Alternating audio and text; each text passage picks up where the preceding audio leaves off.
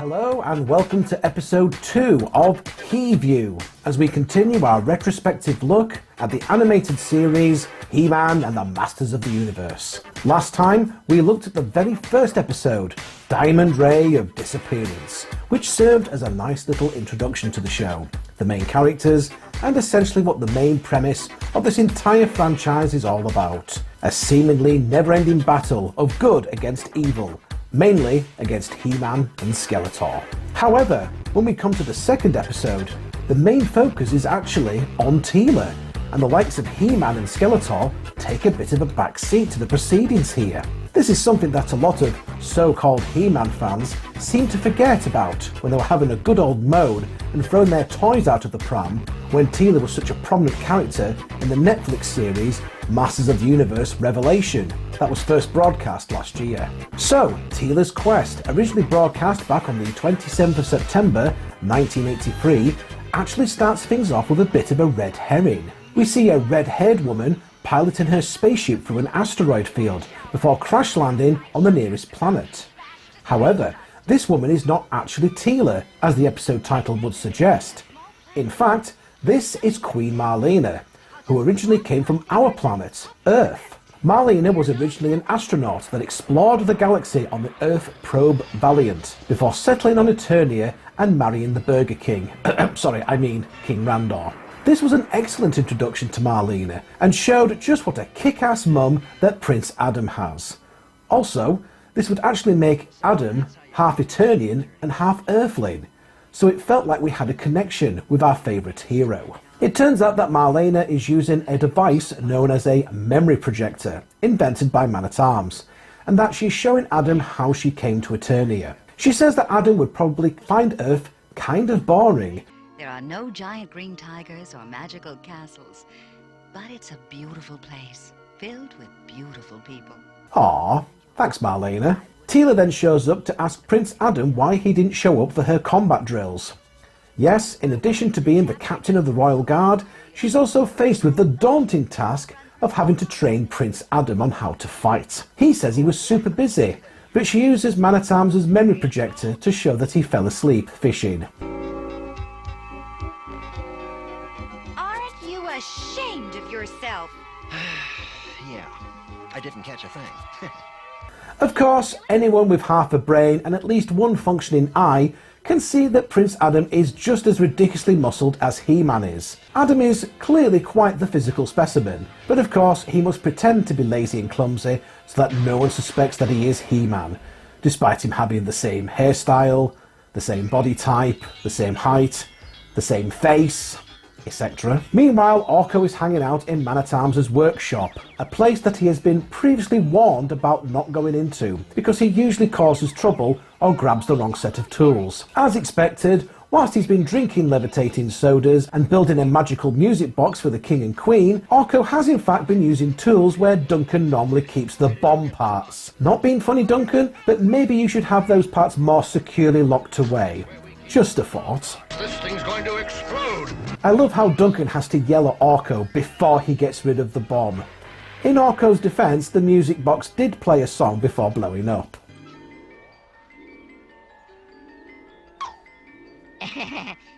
Big explosion. If I've told you once, I've told you 1,000,000 times, stay out of my workroom. Oh well, back to the old drawing board.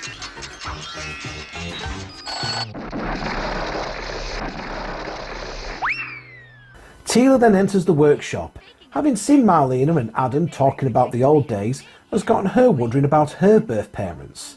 Your father was one of the greatest men I ever knew. He gave his life in battle so Eternians could live in peace. I was honored to adopt you as my own daughter. And my mother? That is a secret I've promised never to reveal. Suspicious. Teela tries out the memory projector, but her birth parents aren't in there. Only a clean-shaven Duncan playing with her as a baby. And yes, even back then, Duncan still liked to wear a salad bowl on his head, and would still keep his battle gear on when he played peekaboo with the baby. Although I do feel that dear old Dad at Arms shortly learned what happens to people who lift up a baby that isn't wearing a nappy. So, unable to get her answers from either her foster father or from the memory projector, Teela reverts to Plan C, and oh boy, does this escalate quickly. Teela plans to go to the Oracle of the Crystal Sea to find the answers she is looking for. No, Teela. It's too dangerous. I've got to take that chance. But the Oracle's cave is surrounded by shadow beasts and monsters. Orko's warning falls on deaf ears as Teela is determined to go, no matter the danger. And you mustn't tell anyone where I've gone, Orko. But the Crystal Sea, Teela? I know. I'd risk anything to learn the truth.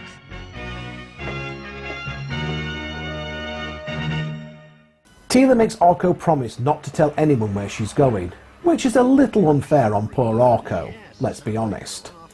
So, luckily for the basis of the storyline, he's soon spilling his guts out to Prince Adam and telling him exactly where Teela is going. Prince Adam exclaims that even Teela's no match for the evil creatures in the Crystal Sea, except, as we're about to see, she ends up thrashing about 4 of them in less than a minute, even after they break her weapon. Adam, buddy, you're not the only fighter from the Royal Palace, you know. Prince Adam then raises his sword high and becomes He-Man, the most powerful man in the universe, so that he and Battle Cat can follow Teela. By the power of Grayskull!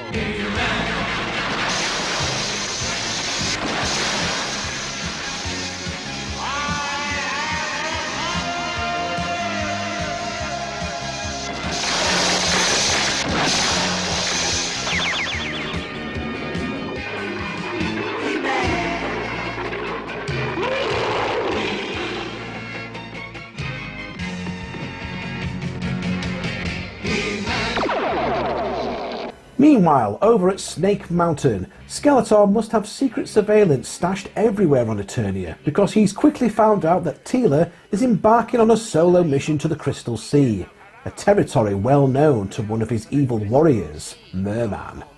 I beg you, Skeletor, let me deal with her. Years ago, her guardian, man-at-arms, rescued a victim I had chosen for the Sea Demon. I now demand revenge! So be it! Skeletor says, sure, go for it.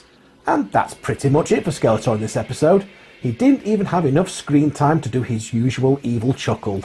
The scary, dangerous Crystal Sea is made of actual crystals, and really isn't that scary or that dangerous. At least not for Teela. 4 of the fearsome shadow beasts surround her, but she easily scares them away with a light grenade because The only thing these beasts fear is bright light. oh, and she kicks one right up the arse like he's Bishop Brennan. The Oracle is a crystal ball with a generic old bearded wizard inside. We'll be seeing quite a few of these wizard types throughout the series. The Oracle explains to Teela that long ago Man-at-Arms received a strange psychic signal whilst walking in the evergreen forest, which is mostly red and blue, but whatever. Mer-Man and his henchmen attacked a falcon's nest for some reason, but the falcon fought back so they couldn't get at whatever was in the nest. Man-at-Arms climbed up to the nest and saw something. At this point, the Oracle stops speaking as he senses evil coming closer. And sure enough, Mer-Man's henchmen grab her. You know, for someone who's meant to be all-seeing and all-knowing, he might have given Teela a bit more of an advance warning that some fish people were about to tie her up. Just saying. Over at Castle Grayskull, Orko is showing everyone that he can't keep a secret, as he's now telling the Sorceress of Grayskull where Teela has gone. I bet this guy is a nightmare during Christmas. Oh wait, he is. I've already reviewed that particular episode with my friend Luke. To Teela's side I go, on falcon's wings.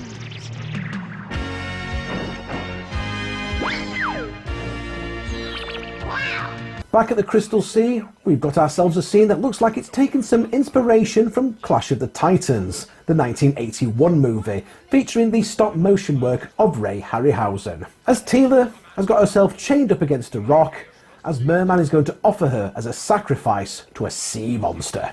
Once every 20 years, the stars come into perfect alignment. That is the time Bakkull may be summoned from its underwater slumber with this, the Crimson Pearl. Who is this Bakkull? And what do you want with me? Whoever commands the Crimson Pearl also commands Bakkull, mightiest of sea demons. There are two conditions. One is that Bakkull only obeys the one who has the Crimson Pearl, which Mer-man has.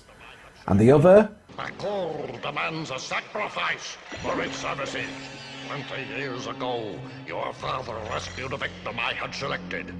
How fitting that you should now take her place. Mer-man begins the summoning, lightning strikes, and a very large red creature emerges from the water. At this point, we're expecting this monster to be very scary, so it's a little surprising that he has more than a passing resemblance to Gossamer from Looney Tunes. I'm just waiting for Bugs Bunny to show up at some point to give him a pedicure and style his hair with some dynamite. He-Man shows up to free Teela, but she quickly explains that as long as Mer-man holds the Crimson Pearl, the monster is unstoppable. Luckily, the sorceress has also arrived, and soon swoops in to solve that particular problem. The pearl is at the top of Mer-man's magical staff, so she uses her falcon talons to grab it and smash it. Without anyone to control him, the monster Bakkull now turns on Mer-man, and amazingly, He-Man climbs up and rescues him, saying, I may hate myself later, but... Then he uses his leg strength to crush a mountain and bury the demon for another 20 years in an avalanche. I hope the lesson at the end of today's episode is, never miss leg day at the gym. With the monster defeated and Mer-man making a hasty retreat, the Oracle can finish telling his story to Teela. As you have probably guessed, the sorceress was the Falcon, and she was guarding a baby girl in her nest. With the passing of her husband, she had brought the child to the mountain to raise her in peace. But after Mer-man's attack, the Falcon knew that without a real home, the baby would never be truly safe. The young warrior's heart went out to the child, and he promised to care for her all his days. So Man-at-Arms promised to take her home and raise her. The sorceress drops by to confirm the story and to say that, because Teela will one day take her place as the mystic guardian of Castle Grayskull, the only way to keep her safe is to zap her forehead so that she'll forget her own origin story. Shedding a tear, the sorceress says that she will only remember that her mother was a woman who loved her very much. He-Man, whose true identity is also under wraps, agrees not to tell. So, Eternia's whole safety depends on people who must trust each other with their secrets. Got it.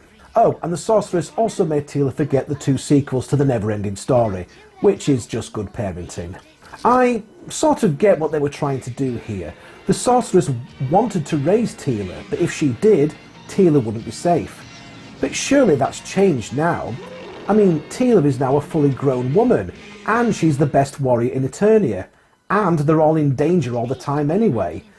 So I'm not sure there's really an issue here about the sorceress coming clean or needing to wipe Teela's memory.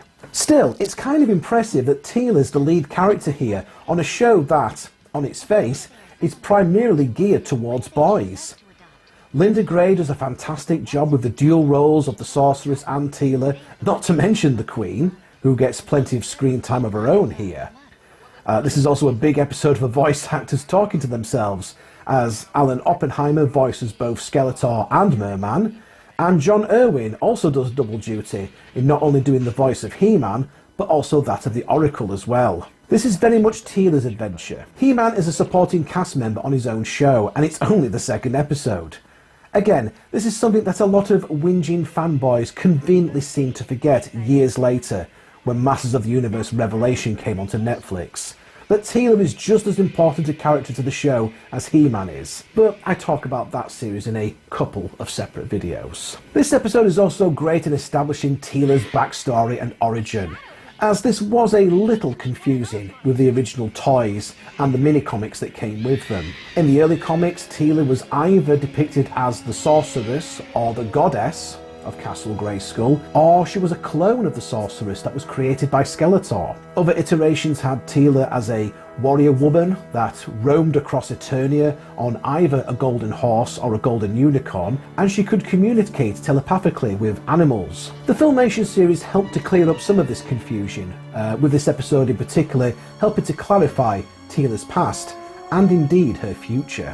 Teela's connection to the sorceress would also be explored in the 2000X series of the franchise, in the episode The Ties That Bind. Whilst helping to defend Castle Grayskull against Skeletor and his minions, Teela sustains a severe injury and requires a blood transfusion to be saved. All the heroes step up to help their fallen friend, but it's only the sorceress that can give her what she needs. Following this, Teela realises upon regaining consciousness that she has gained the ability to read people's thoughts. Although this power is only a temporary one, it does lead Man-at-Arms to advise Prince Adam to stay away from Teela, as it could lead her to reading his mind and learning about his secret identity. Teela would end up losing this telepathic ability before the end of the episode, but not before she attempted to ask the sorceress some questions about her past. As with the previous versions of the story, Teela was adopted by Man-at-Arms, or rather was entrusted to him by her mother the sorceress, because her birth father, an amnesiac Eternian soldier, whom the sorceress had nursed back to health, had disappeared, having presumably died in battle. There are hints in both the episode Out of the Past, as well as the third season episode guide of the series DVD, that Man-at-Arms is actually her biological father as well. It was intended that Teela would learn the truth of her heritage in the third season, but the series was cancelled before it could be resolved. Years later, in Masters of the Universe Revelation, it turns out that her adoptive father Duncan had been her real one all along. Although this series does also have some confusing continuity, as it also states that the sorceress had to leave her daughter to assume her role as the sorceress, whilst in previous iterations of the show, she was already the sorceress when she gave birth to Teela. Yes, it gets a bit confusing at this point. In today's story, I went in search of my mother. I found her, but I also found something else. That the man who had cared for me since I was a baby, who loved me as he would his own daughter, was just as much my father as any parent could be. And so whether they are someone we were born to or whether they chose us to adopt, it doesn't matter. The ones who protect us and teach us and love us, they are the ones we call mother and father. And they deserve the same kind of love from us. Until next time. The moral of today's story is a wonderful one that I'm sure many children found a lot of comfort in, especially those who, like Teela, had foster parents. I can get behind that, although considering that we just saw He-Man using his leg strength to crush a mountain and bury a demon for 20 years in an avalanche, the lesson at the end of today's episode should really be, hey kids, never skip leg day at the gym. It's only the second episode and already we're getting some fantastic pieces of backstory and characterisation. I probably wouldn't have noticed or even cared about this when I first watched this episode as a child and only remembered He-Man fighting a giant red monster that looked like the same one that Bugs Bunny ended up giving a pedicure to. But with this we're getting the backstory of Mylena coming from Earth, we're getting Mer-Man having his own chance to shine as a villain away from Skeletor, and Teela showing exactly why she's the best warrior in Eternia, as well as finding out about her mysterious past. He-Man also gets his moments as well. It is his show after all, where he not only defeats the Sea Demon, but also rescues Mer-Man as well, because Any life, even an evil one, is worth saving.